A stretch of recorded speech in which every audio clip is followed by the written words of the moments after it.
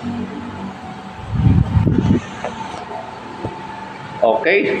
good afternoon, good morning, and good evening sa nasa sulok tayo ng ating mundo. So, observation na naman ito sa mga nangyayari sa ating bayan, lalo na sa Senate hearing. Nakapokus tayo ngayon dito kasi lukuhan na ito parang ginagago na ang taong bayan. Sa Senate hearing, para bang yung nangyayari sa Senado, hindi alam nila ang gagawin, parang lutang ang mga senador sa nangyayari dyan sa pulburon issue. Hindi nila malaman kung ano ang gagawin nila, saan sila papanig, anong dapat nilang gawin. Ayaw nilang makasakit sa barkada nila na dating senador at naging pangulo, nakasama nila sa Senado. Pero ang problema lang, ang issue ay pulburon na nagdudroga. Alin ba ang dapat nating kampihan? Yung nagsabi ng impormasyon na sinasabi niyong fake, na ang taong bayan hindi na naniniwala sa fake issue o sa fake documents? Dahil nga si chairman ng committee na yun, na si Senador Bato, ay naniniwala na authentic yung mga reports na yun o yung dokumento na yun. Pero bago niyan ay allow me to introduce yung aking sideline kasi wala ka akong wala nga akong monetize pero malapit-lapit na. Nag-aantay na lang ako ng instruction ng AdSense. So, ito muna sa Victoria Hidalgo sa Manila. Ito yun. Sa ngayon, medyo mahal-mahal na kaysa dati. Dati mayroon pang 9,000. Ngayon, mahirap na makahanap ng 10,000 per month sa 20% down payment. So anong mga lugar na mayroon tayo sa pre-sealing? Pag sinabing pre-sealing, ito yung gagawin pa lang na building o tower o condo. Gagawin pa lang.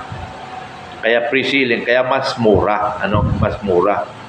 So sa 60 man na initial down payment mo sa 20%, for example 6 million ang halaga ng isang condo unit, ang 20% of that is sabihin natin 120,000, 1.2 million. So yung 1.2 million ay hahatiin niya sa 60 months. So kung anong kinalabasan nun, sabihin natin ringing siya ng 350,000 monthly. So yun ba yun? So sabi na 300,000 monthly, yearly. So hatiin rin nyo sa 12 months. So kung interesado tayo ay maaring tawagan nyo lang ako sa aking cellphone number.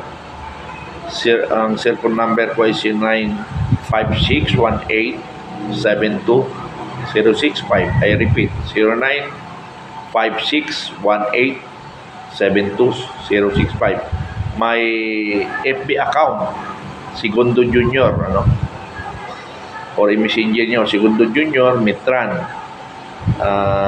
Sa picture profile kasama ko yung 3 kong apo. So yun yung maaari nyo ako makontak. So ito yung mga pre-sealing. So mayroon tayo sa Quiapo, malapit ito sa Quiapo mismo, kabila lang ng Quiapo Church. Sa Quezon City, mayroon tayong isa na nandoon sa malapit sa likod ng GM7. sa monumento, monumento mismo, katabi, ano? Valenzuela, katabi ng Fatima University. At sa Malati, mayroon rin doon, ano? So meaning, ito yung mga pre-sealing, ano? Gagawin pa lang na building o kondo. Ito naman yung pwede na kayo tumira agad kung gusto niyo. Kaya lang mas mahal-mahal ito, ano? So, ano yung mga area? Meron din sa Malati, katabi nung pre-sealing. Sa Quezon City, dalawa naman. Ito ay along EDSA, katabi rin ng GM7. Yung isa, Kamuning Station. Tapat mismo ng Kamuning Station. Pagbaba mo, yan na yung condo unit. Mayroon nga pala kami gagawin activities sa 18 sa Sabado yun. May gagawin kami doon sa mismo sa Kamuning Station. Nandoon kami lahat. Kaya invited kayo kung sino yung gustong pumunta. Saturday, ano? Afternoon o before lunch. So, invited namin kayo. So, after that sa Murato. Yung sa Murato, nandoon yung ito yung Murato, ito yung main office ng Victoria de Manila, yung New San Jose Builders Incorporation, ano? Then, Valenzuela. Doon rin katabi doon sa pre-sealing. Makati. Sa Makati ito, malapit sa Ayala. And BGC. Ano? Ito yung mga ready to occupy. So, kung gusto niya house in lot, mayroon sa Metro Manila Hills, sa Rodriguez overlooking ang Metro Manila. Then, sa Bamban Tarlac, house in lot. So, ito yung mga programa ko.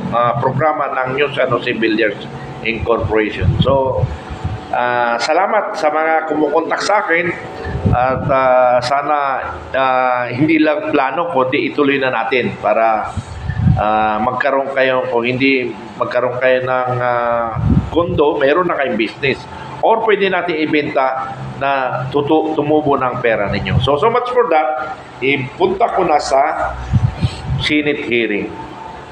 Kung naobserbahan ninyo ang mga senador, nagmumukhang tanga sila eh. Mapansin mo rin, nagmumukhang tanga para bang hindi nila alam kung anong gagawin nila. Ano? Lahat silang senador, pati nga si Senador Bato, hindi niya rin alam. Kasi mga nakaharap niya, mga senior niya sa PMA. Kumbaga, lito rin si Senador Bato. Pero ang saludo ko sa kanya, mayroon siyang sariling panindigan.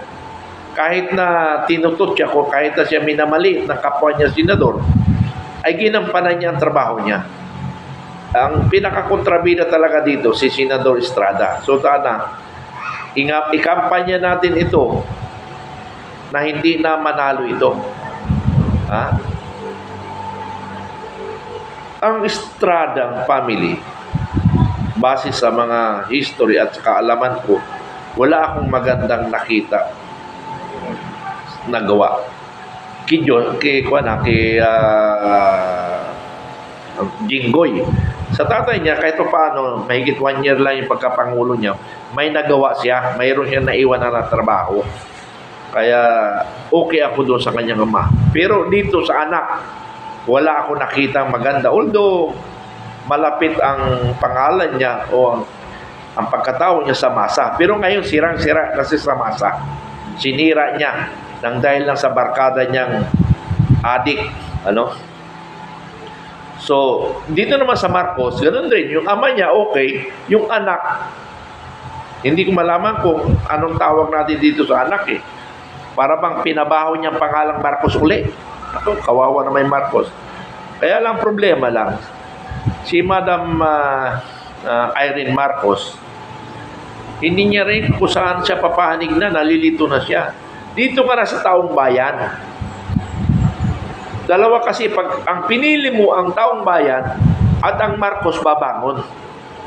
Pero kung ang pinili mo yung kapatid mong wala sa hulog, babagsak na ang apelidong Marcos. So sana ibangon nyo. Ako mismo nagmamakaawa sa inyo. Senador Amy Marcos, ibangon nyo ang pangalan nyo. Nahahawa ako, nalulungkot ako.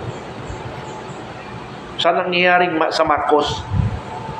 Pero wala tayong magagawa. Kasi ang mahalaga sa amin, ang mahalaga sa akin, ang taong bayan, ang ating bayan. Yan ang naramdaman namin ni Captain Dado, the MUP and General Macanas. Tatlo kaming MUP dito na nakikipagsabayan para sa bayan. Sabi nga ng iba, dapat mag-enjoy na lang kami kasi retired na kami. Magpahinga na sa serbisyo. Ano? Pero hindi, mayroon ako narinig, kung above 60 years old ka at nagtatrabaho ka, walang problema yan kung ginusto mo. Kung alam mong mas maganda sa iyong pakiramdam, ituloy mo. Pero kung 60 years old ka at nagpumilit ka magtrabaho dahil kailangan mong ng pera at kailangan mong kumita para sa mga anak mo, ay medyo hindi na yan maganda para sa above 60. Totoo naman yan sa pakiramdam ko. Kasi kung ako, 64 years old, kung ako'y magpahinga sa aking kaisipan paano tumulong sa bayan, parang naramdaman ko, humihina ako. Napansin ko yan, talaga sa totoo lang, napansin ko ito. Nung ako'y mag-retire, after 2 years, naramdaman ko ang katawan ko biglang bumagsak. Kita nito, yung ito, after 2 years, less than 2 years, napansin ko yung aking ito, ito, tingnan nyo may laman na. Dati ito, lumalaglag na ito. Sabi ko, uy, talagang matanda na pala ako. Yes, matanda naman talaga ako. Pero ibig ko sabihin, tignan mo, may muscle pa. Dati, buibiti na ito. Although nagtatrabaho naman ako, pero ang mindsetting ko ay para bang matanda na ang kaisipan ko kasi retired nga. Napansin ko yun sa sarili ko. Uy, bakit yung mga balat ko nagkalaglagan na? Buibiti. Buibiti na sa buto.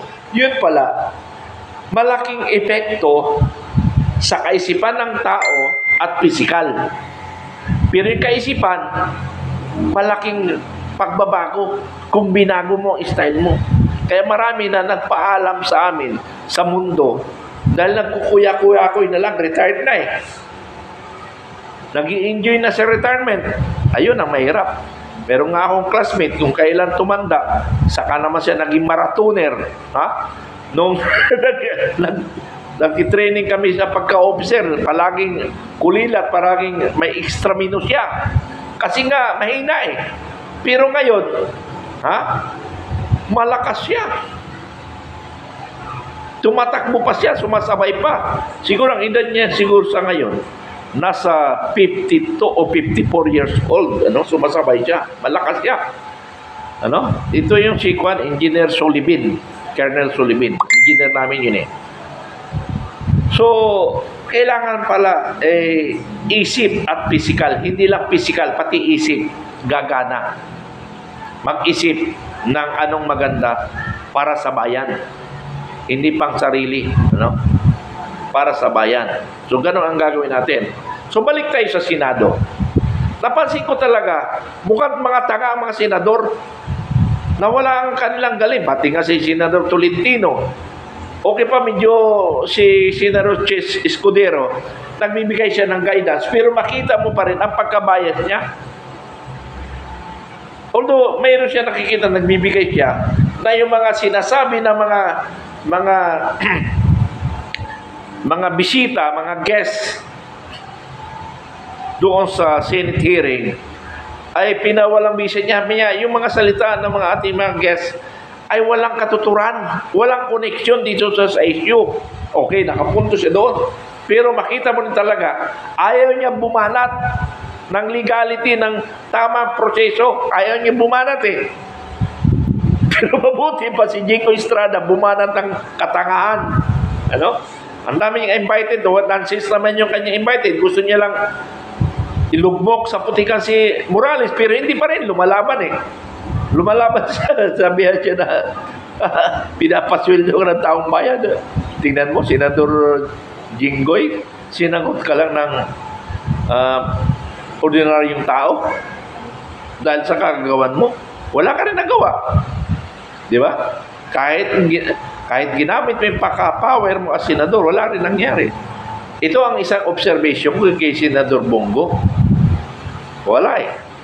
Wala siyang paramdam na sumuporta kay Bato. Wala. Yan dalawa na yan eh. Kabady yan ni dating Pangulong Duterte. Pero sa totoo lang, sa pakiramdam ko, kahit hindi nagsasalita si Bongo at hindi si Senador Bato lang, naramdaman ko ang nasa isip nilang dalawa. Nasa isip nilang dalawa, naramdaman ko yun. Nababasa ko yun, anong nasa isip nilang dalawa. So hindi na lang ako kikibo kasi baka mamali ang mga mirada ko, lalo siyang mabira rin ng publiko, Pero si Estrada talagang nagpakita talaga ng kawalangian, Sino pa? Si Senador Tolentino, medyo may pauna siya ng mga batas. Sino pa pa nandoon? Si Ruben, Senador Ruben. Wala, nakaupo lang siya doon. Hindi niya alam kung saan siya papasok eh. Wala na siya papasok eh. Hindi maganda lang manahimik ka para hindi magalit ang taong bayan sa iyo. So, in short, ganun pala. Tama nga eh. Tama, Kasi naobserbahan ko yan. Kahit gaano katalino magaling ka, pero laki Marcos Sr. Kasi kahit nakakulong siya, sarili niya ipinagtanggol niya. So, ibig sabihin presence of mind niya. Pero karamihan talaga, ang apektado ay hindi nakapag-isip ng tama. At yan ay naramdaman ko. Nung ako may problema, nagkakaproblema, magaling ako mag-advise. Pero pag ako na, parang nagtatalo ang isip ko. Kaya kailangan ko rin humingi ng advice. Kasi baka mali nga yung nasa isip ko. Okay, isa na lang. Matalino. Pinakamatalino sa Pilipinas. Bakit? Kaya ko sinabi pinakamatalino sa Pilipinas. Siya lahat ang nagdedesisyon sa lahat ng legal na usapin sa Pilipinas. Ang dating Supreme Court Justice na si Justice Corona. Supreme Court na yun, wala siya nagawa sa sarili niya. Namatay pa rin sa kaiisip na stress. Katulad ni Fernando. Okay lang kay Fernando kasi tama lang yung kalaman niya eh. Pero kay Justice Corona, kay Chief Justice Corona, wala talaga, hindi siya nakapag-isip ng maganda. Siya ang apektado. So, talagang kahit anong galing mo pala, pagka ikaw na yung tinitira, natataranta ka na. So, ganon ang nangyari sa mga senador. Ilan pa marami magagaling niya. Si Senador Tolentino, si Senador Mixubiri.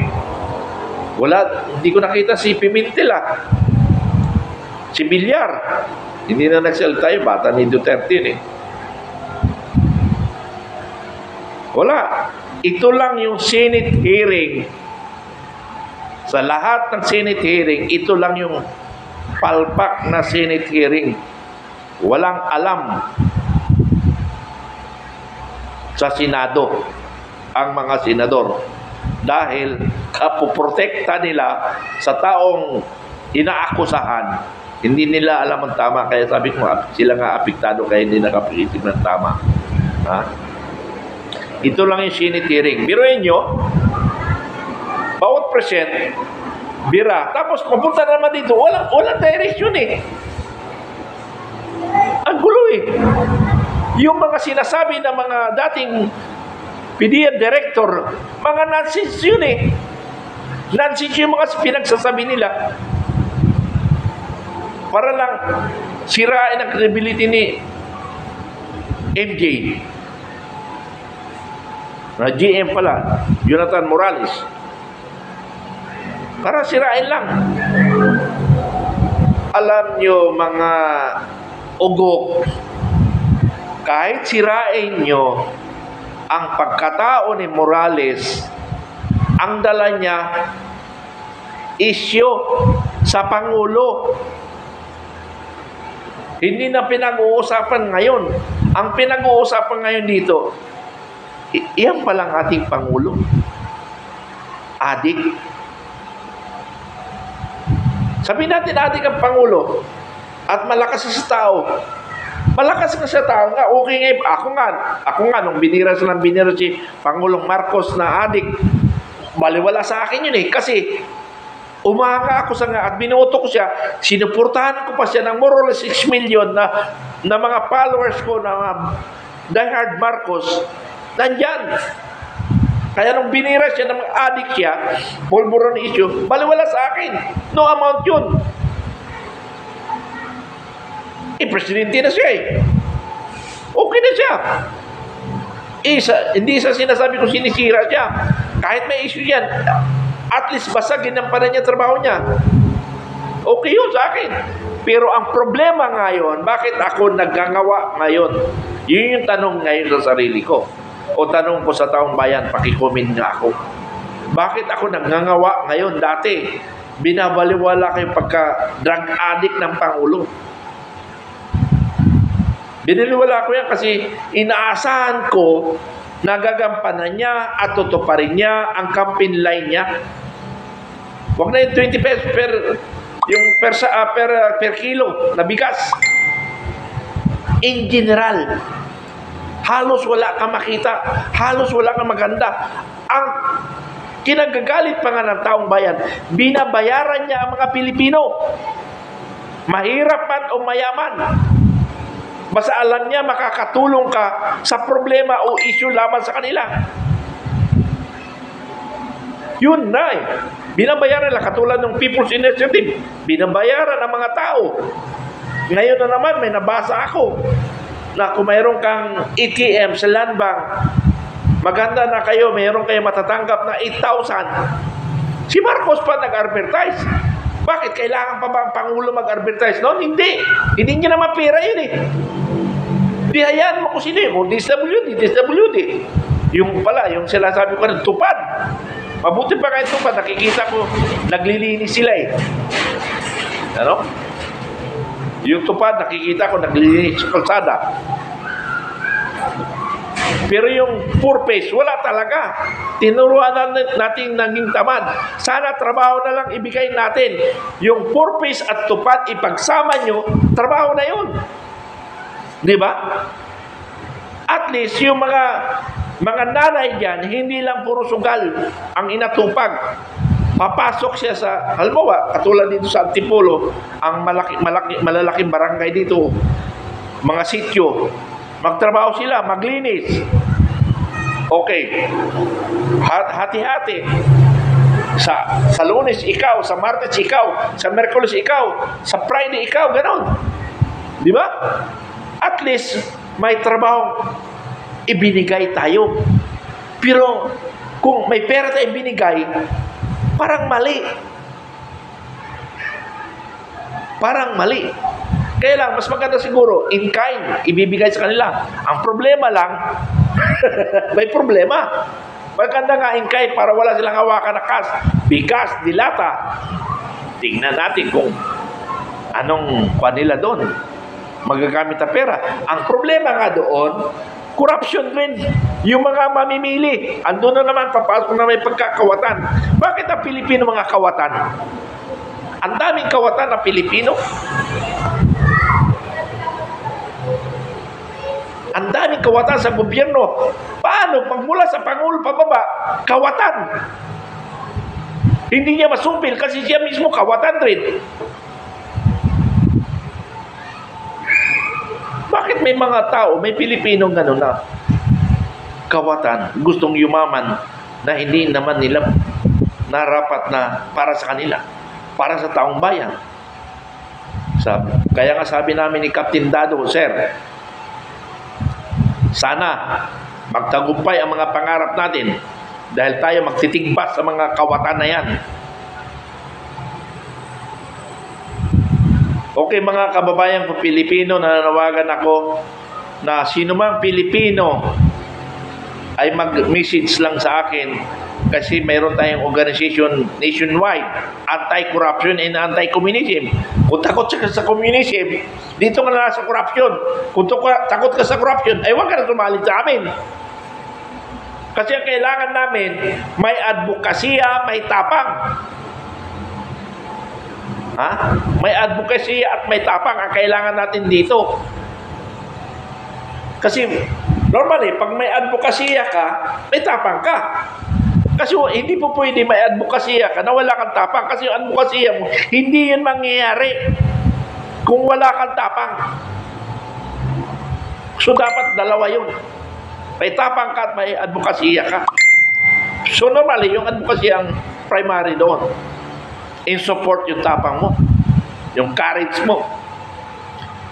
Yun ang kailangan ko dito sa vanguard of democracy. Hindi makipera. Kung hindi bagkus tumulong sa ating bayan. Di ba? Tulungan natin ang ating bayan. I-message nyo ako kung anong ang gagawin kasi lang natin, by region, by province, by municipality, o by barangay, bumuo ka. Alam mo, 3 kayo. Galit kayo sa magnanakaw, magdurugas ang kapitan ninyo. Bumuo kayo. Lalaban kapitan. Di ba? Magkaisa kayo para yung kababayan mo, kabarangay mo, lalapit sa iyo. Ngayon, si kapitan, ngayon si barangay, natatakot kay kapitan, dali mo sa akin, sa nasyonal, para akong bibira dito. Kung anong barangay siya, anong bayan siya, anong probinsya, bibirahin natin. Na mga kawatan.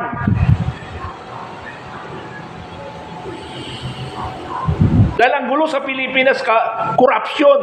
Isa yan sa dahilan. Ang gulo sa Pilipinas, korupsyon. Pera, pera, pera. Bakit? Mabubuhay ito sa pera. Ha? Pero may naalala ko nga pala, no? May isang widow. Asawa niya officer. Kwento ko lang yan, ha? Kwento ko lang, ha? Sabi na, di ba, mayroon pag-usapan. Di ba, John, normal lang naman yun na pag nasa head of office ka, magkapera ka. Hindi ko alam yan, ha? Hindi ko alam, sabi ko. At tawa ko, hindi ko alam yan. Ang ibig niya sabihin, yung kanyang asawa noon, nakahawak na magandang posisyon, siyempre malaki ang imuwi yun. Malaki ang imuwi, kaya nagkakaroon rin siya. Tinanong ako, di ba, normal lang, hindi ko alam yan. Yung pala normal. Paano kasi nagiging normal sa kanila? Kasi boss nga ang kanyang ama, kanyang asawa, kanyang ina, boss. Pero yung pera pala, pera ng taong bayan. Mga walang hiya kayo. Pero mas okay lang ako sa politician. Kahit pa paano, yung ninanakaw ng politician, na ibibigay rin ang iba sa taong bayan. Pero yung hindi politician, isa nila ibibigay pera sa kabit nila. I'm sorry, kasi playboy rin ako, sabi nila. Pero never ako magnakaw ng pera para lang ipambababae ko. Hindi ko ginawa yan. Yung happenings ng grupo, maaring ginagawa ko yan, happenings ng grupo. Pero sarili ko, wala akong ginawang ganyan. Dahil nakukonsensya ako. Ang natatandaan ko lang, na talagang nanakaw ko, sa tanang buhay ko, na malaki, 15,000. Katanang buhay ko sa IEP ng 39 years in military service. 15,000 lang yun. Pampa yun, year 2003 o 2004. 15,000 lang yun. Gaano malaki lang. Malaki na rin pala yung pera na yun, 15,000. Paano? Ikwento mo na rin, Kasi akong head ng SOT division. So, ako lang makapag-clear ng mga per barangay. Pero ang may hawak ng pera, per batalyon. Ano? Per batalyon. Yung, mabuti pa yung isa, siguro, hindi rin magnanakaw. Sabi niya sa akin, mayroon kasi dito, isang barangay, pero clear na yung barangay. May 30,000, hindi na namin binigay sa tao. Anong gagawin natin? Adi, ibalik natin. Hindi pagatian na lang natin to. Akin 15, yung 15. Oh. Adi, sabi ko na, yun lang ang talagang nanakaw ko, 15,000. Na pinakamalaki. Pero sa 39 years yun in my service. Pinilit pa ako.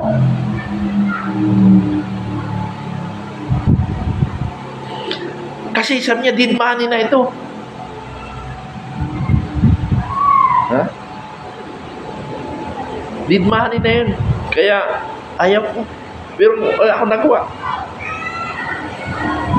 Yun lang ang natatandaan ko na hindi ko hanggang ngayon memorize ko yun kasi hindi kaya ng budhi ko pero pinilit lang ako.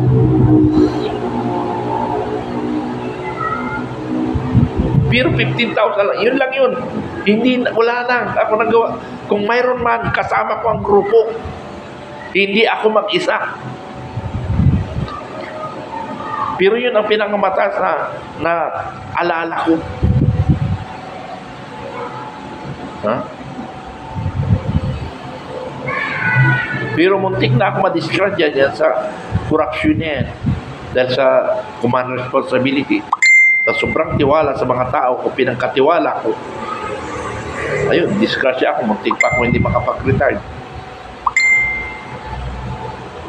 Kaya ngayon nahanap ko yung si Colonel Buko o si Colonel Buko.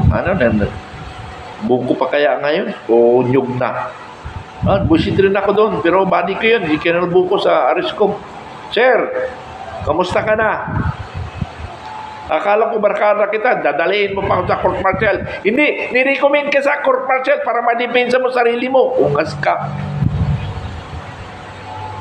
Alam mo naman na nakikita mo na. Pinaliwanag ko ng personalan eh.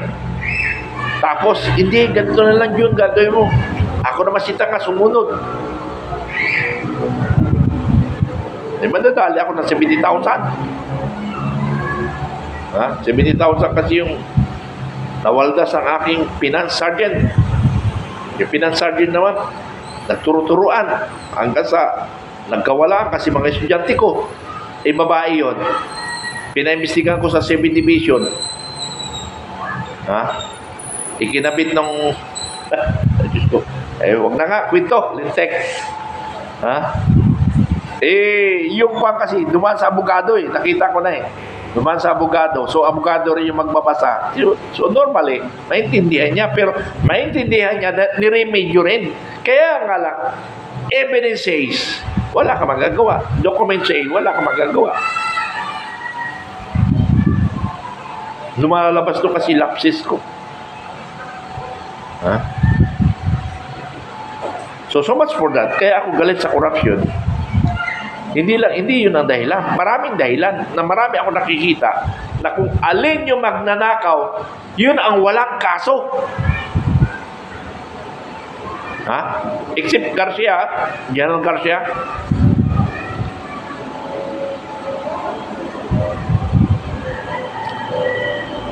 Ang daming magnanakaw pero hindi nagkakaso. Bakit? Marunong gumawa ng mga clearing materials. Okay, so much for that. Balik tayo uli sa Senado.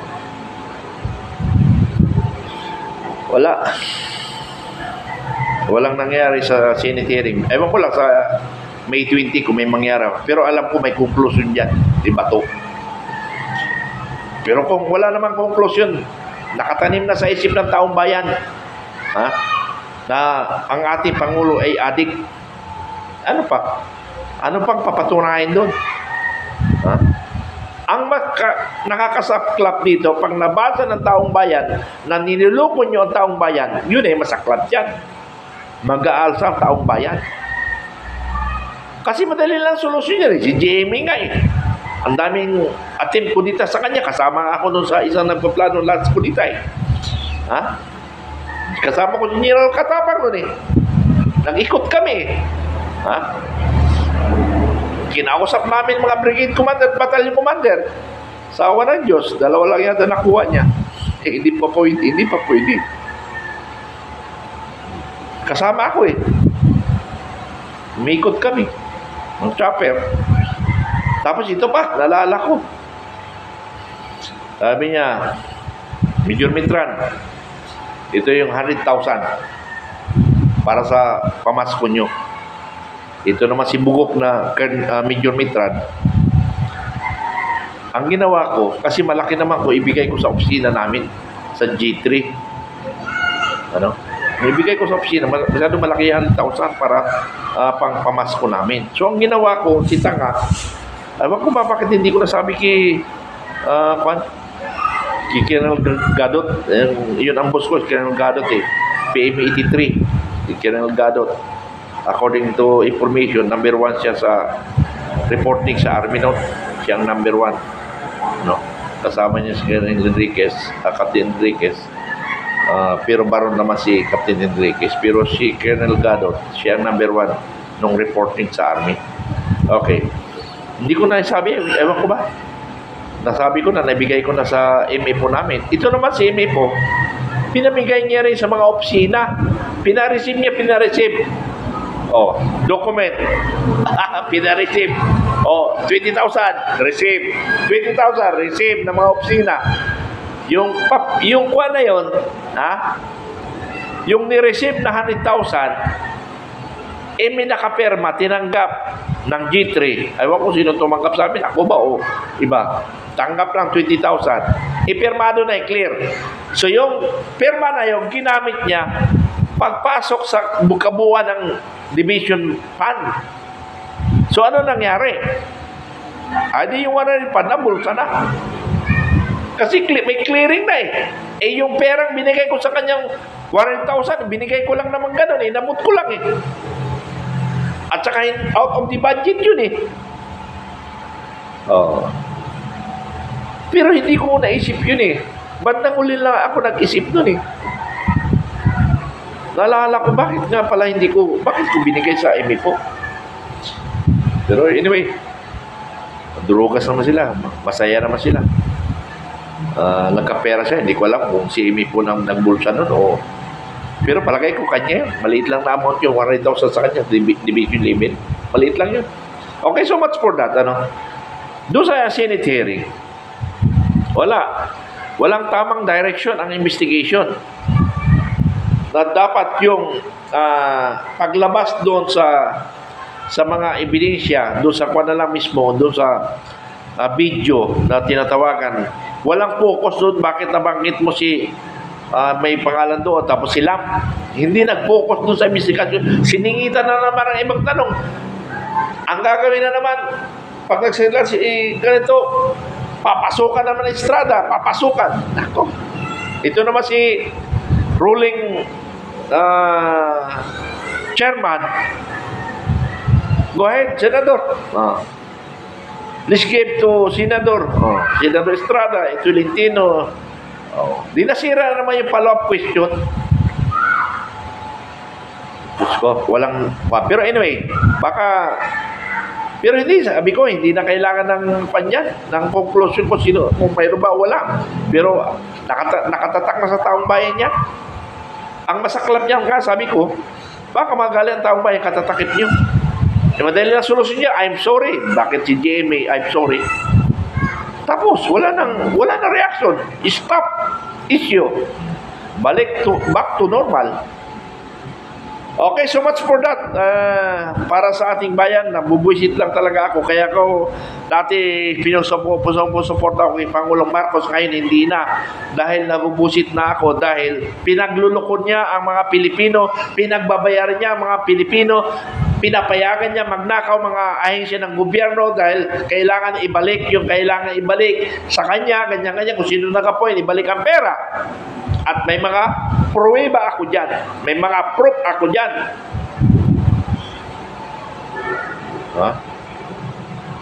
Hindi ko pa pala na ibulalas lahat yung mga napag-usapan namin before and after the election for less than 1 year. Marami pa mga meeting na sumunod dyan. Kaya sa Monteser, pinapayagan mo na ba ako? Pero ang masaklap, sir, I'm sorry po, issue ito sa national. Ang ganda ng kwentuhan nyo ni President Bongbong Marcos, pero hanggang ngayon, hindi ka binigyan ng posisyon. Yung mga tao mo, sir, yung mga tao natin na umaasa sa atin, mga kasamahan natin, na umaasa sa atin, hindi natin na ipaglaban. Kaya ako ngayon nagngangawa dito para malang maramdaman nila na pinaglaban ko sila. Baka isipin nila na sa akin na ang pera sa bulsa ko na. Kaya pinaglalaban ko. Kaya ako nagngangawa dito. Dahil ginamit natin sila. Natulungan si Pangulong Marcos. Tapos ngayon, hanggang na lang sa pangako. Parang ngayon, 20 pesos na bigas. Hanggang doon na sa campaign period. Hanggang sa salita na lang. Ganun ang nangyari. Yung sinasabi mo, sir, na mag-ukteke ang lahat ng membro ng Vanguard of Democracy, magdadalawang taon na. Pero pwede ba siguro sa June 30, sir? Mag-ukteke ang Vanguard of Democracy. Ang ganda, ang dami mga planning. Ni isa, walang natuloy. Diyos ko. Okay, so much for that.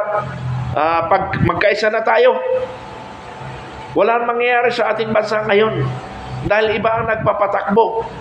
Tapos yung ating Pangulo, wala sa hulog magdesisyon. Ang armed forces ngayon, pinapakailaman ng ninuman. Sige, subukan nyo lang galitin yan. Subukan nyo lang pakialaman, baka mapuno. Sabi ko nga sa inyo, ang iyong ama, by air na umalis na Malacanang, si Erap, by water. Ikaw, by Mercedes-Benz, by land. SF nga, air, water, land. Ha? SF nga, makumplito mo yung tatlong sibat. Yun yata tinuro sa ini, Kiril sa Monte. Tatlong sibat. Sisibat ka sa Malacanang. Sige, salamat. Good evening. Ay, maggagabi na pala. Good evening na rin. Okay, salamat.